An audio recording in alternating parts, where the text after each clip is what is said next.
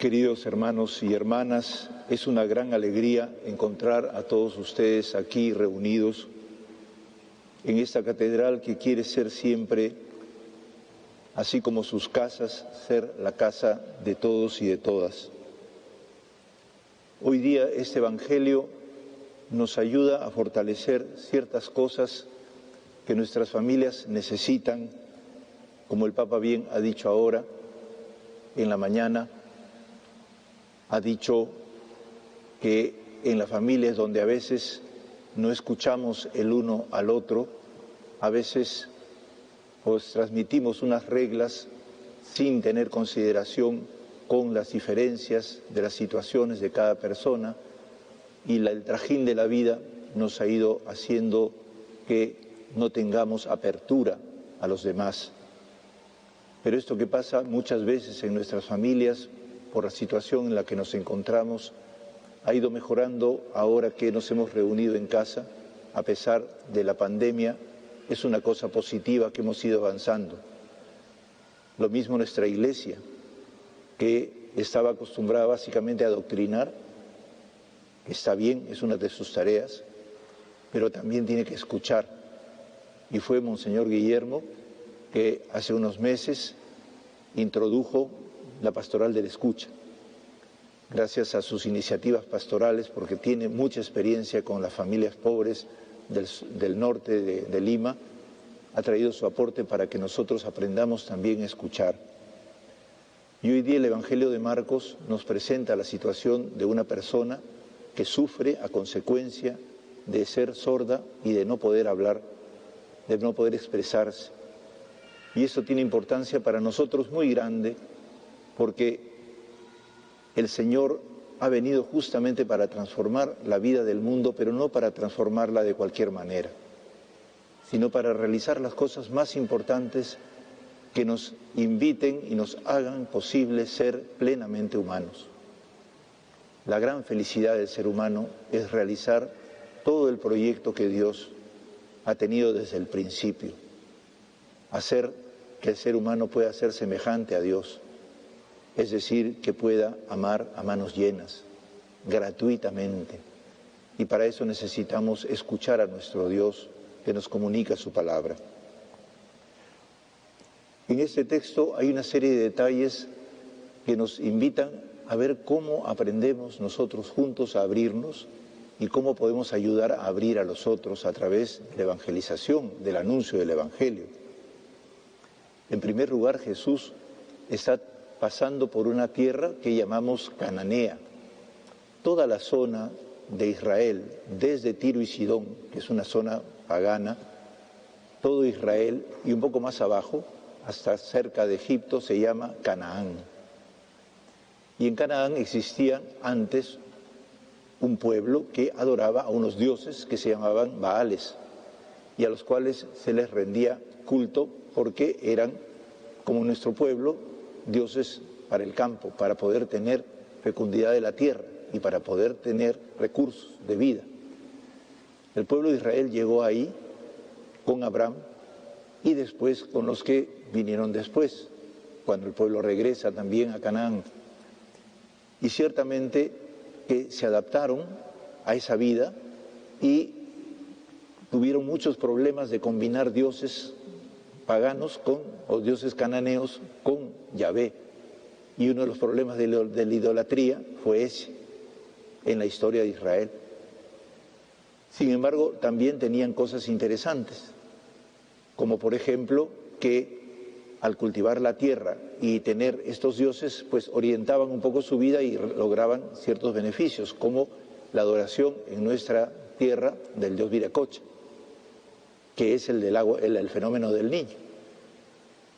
Si los guaris no hubieran aprendido a domesticar a Viracocha y al agua, entonces no hubieran habido acueductos y todas las ciudades que habían en la sierra se hubieran derrumbado.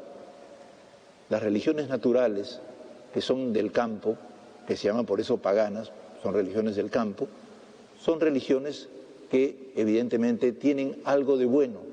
En todo lo religioso hay algo de bueno, pero también puede haber idolatría. ¿Qué pasa? Jesús tiene en cuenta esa situación Y en esa situación hay elementos que impiden a la gente ver más allá. Y Él quiere corregirlos. Y hay un caso concreto en donde esas personas van a decirle: impón tus manos, ¿no?, sobre este sordomudo. Jesús evidentemente atiende su demanda, y es muy curioso que en el modo de atender la demanda tiene en cuenta muchas cosas que estaban ligadas a esas religiones. Por ejemplo, la magia. Es bien interesante que ni Lucas ni Mateo citan este texto, porque les pareció que para el público que ellos hablaban, que ya eran creyentes o eran de origen judío, no podía ser relevante, no podía ser importante explicarlo. ¿Por qué? Porque el Evangelio de Marcos se escribió justamente para los paganos, para los que no saben absolutamente nada del Dios de Israel, del Dios amor, del Dios Yahvé, del Padre de Jesucristo. Y por lo tanto, para acercar directamente, porque pudo haber dicho simplemente, le pone la mano, ya, vete y estás curado, como lo hace en otras ocasiones, ¿no es cierto? Sin embargo, aquí quiso hacer gestos que además son sumamente importantes, porque son gestos que se usaban en el mundo pagano para resolver problemas. Cuenta que Vespasiano, que era un emperador, ¿no?, usaba siempre la saliva para curar. Y hay muchos casos de curanderos que hacían eso. Jesús emplea esos elementos ¿para qué? Para transmitirle el amor de Dios en su lengua, en su lenguaje. Si bien es cierto que esa gente no hablaba arameo, efetá es una palabra aramea, ¿no? Los hebreos hablaban arameo, también es cierto que el arameo se había difundido en esa zona. Lo que no se había difundido era el hebreo. En la época de Jesús ya no se habla el hebreo, solamente lo hablan los sacerdotes que leen la Escritura. Es el lenguaje de la élite, ¿no?, el ya no ya de los hebreos, que son los sacerdotes. Y Jesús le dice entonces esta palabra unida a una serie de gestos. Primer gesto importante: separarlo de toda la gente y llevarlo a un lugar apartado. Segundo, meterle los dedos en los oídos. Tercero, con la saliva tocarle la lengua. Cuarto, mirar al cielo. Quinto, suspirar. Y sexto, decirle: efetá, ábrete. Estos signos, probablemente en los pocos que estarían cerca, les hacía ver que era muy parecido a los curanderos que ellos tenían. De tal manera que Jesús se hizo medio curandero para que pudieran entender el amor de Dios. Pero lo más importante es que logra justamente no solamente impresionarlos, sino que ellos van a anunciarlo, van a decirlo. A pesar de que Él les dice: no se lo digan a nadie. Y esto es importante porque cuando hacemos algo que está a la altura del lenguaje de la gente empieza a entender al Señor. Y la labor nuestra, lo hemos comentado esta semana porque hemos estado de retiro con los diáconos, lo hemos comentado cómo ellos, que todos han sido enviados a parroquias durante 2 años, les hemos retrasado la ordenación 2 años. ¿Para qué? Para que conozcan a la gente y sientan como la gente y puedan decirle cómo es el amor gratuito, generoso, absolutamente, podríamos decir, barato del amor de Dios. Había un sacerdote que estamos ahora trabajando su beatificación, el padre Francisco del Castillo, que cuando pasó por el Baratillo, el día del primer domingo de Semana Santa, pasando por el Rímac, se iba hacia San Lázaro, voltea y ve el mercado del Baratillo aquí en el Rímac y le pregunta al padre que lo acompañaba: toda esta gente, ¿qué hace? ¿Le puedo anunciar el Evangelio? Y dice: predícales ahí si quieres, todavía falta media hora para la misa. Y se fueron, y en el medio del Baratillo dijo: hoy día dice el Evangelio de Mateo que Juan anunciaba: el reino de Dios está cerca. ¿Qué significa? El reino de Dios está barato. Entonces, si está barato, es como el Baratillo, cómprenlo. Miren ustedes ese lenguaje. Es lo mismo que decir efetá y que hacer esos gestos. Porque el reino de Dios no puede ser anunciado sin que sea empático con la vida de la gente. Si es un lenguaje exclusivo, ¿no?, que solamente algunos no sabios saben y que no tiene nada que ver con la vida diaria de todos. Por eso hoy día estamos muy alegres, porque en este Evangelio se nos suscita la capacidad de creer, y en este caso de un hombre que probablemente, no, además de enfermo, probablemente quería escuchar la palabra y quería hablar y anunciar el Evangelio, se nos suscita a todos el creer en el Señor. Y hoy día tenemos, podríamos decir, mucho paganismo, en el sentido de que tenemos muchos lenguajes que para todos son extraños. Inclusive entre peruanos tenemos el problema de que no conocemos las lenguas originarias. Hoy día es el Día de la Mujer en los países o pueblos originarios. Y muchas veces no podemos comunicarles el Evangelio porque nosotros nos hemos quedado en el nuestro y pensamos que la nuestra lengua es la mejor de todas. Y allí entonces también, así como ellos pueden ser ignorantes muchas veces del castellano, nosotros también somos ignorantes de otras lenguas que tenemos que conocer, el quechua, el aymara, el shipibo canibo, ¿no? El aguaruna, o aguajún, que se llama ahora, el ashaninka. Somos un país multilingüe, multinacional, y por eso tenemos que aprender, y ese aprendizaje todavía es largo, porque nosotros tenemos una tarea única, que es la fundamental de la Iglesia: anunciar al Padre Celestial, anunciar que el reino de Dios está cerca. ¿Y cómo va a estar cerca si nosotros no escuchamos la palabra y no la traducimos en todas las lenguas, si no comunicamos la palabra?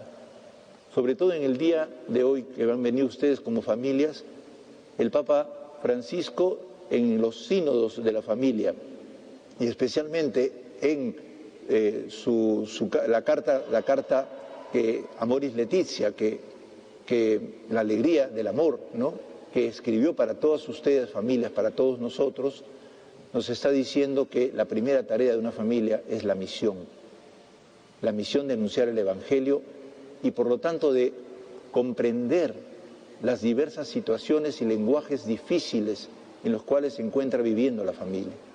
Tenemos mucha tarea y eso requiere, por nuestra parte, más que solo anunciar que hay un modelo único de familia, que es importante, el modelo que mantenemos nosotros con fidelidad, simultáneamente comprender las situaciones para ir viendo cómo por lo menos se llega a un nivel de comprensión y de amor dentro de los límites que tenemos hoy día en todo el mundo en la vida familiar, cómo comprendemos las situaciones distintas y todos pueden sentir que Jesús no los abandona a pesar de que seamos muy distintos y haya muchos problemas. Especialmente en este día, recordemos que toda nuestra capacidad de amar está llamada a desarrollarse y eso no se puede hacer sin escuchar y sin hablar. Y para eso necesitamos también, como dice hoy día el Papa, superar una sordera espiritual, porque a veces estamos encerrados en nuestras ideas y no queremos escuchar lo razonable que me puede presentar el otro, porque al no escucharlo no lo comprendemos. Estamos ante el otro y la otra que nos dicen: no tengo problemas, quiero compartir.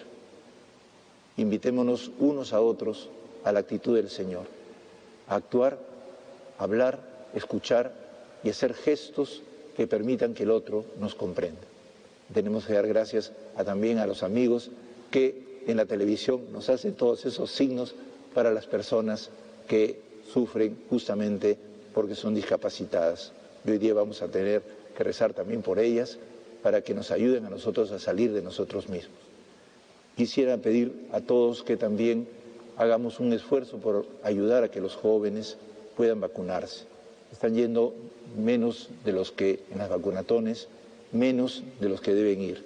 Y por eso alentémoslos a eso, porque si no nos vamos a seguir contagiando. Ayudémonos unos a otros, que solamente con la fuerza amorosa del Señor, que con delicadeza, sencillez y tranquilidad nos dice, ¿no?, que Él está aquí para abrir la boca del mudo y para que hable y para que cante. La lengua del mudo cantará. Y eso es lo que queremos, que todas las personas sean libres, que todas las personas canten y vivan con alegría el amor de Dios que está para hacernos libres, no para encerrarnos en nosotros mismos. Que Dios los bendiga y gracias por haber venido el día de hoy.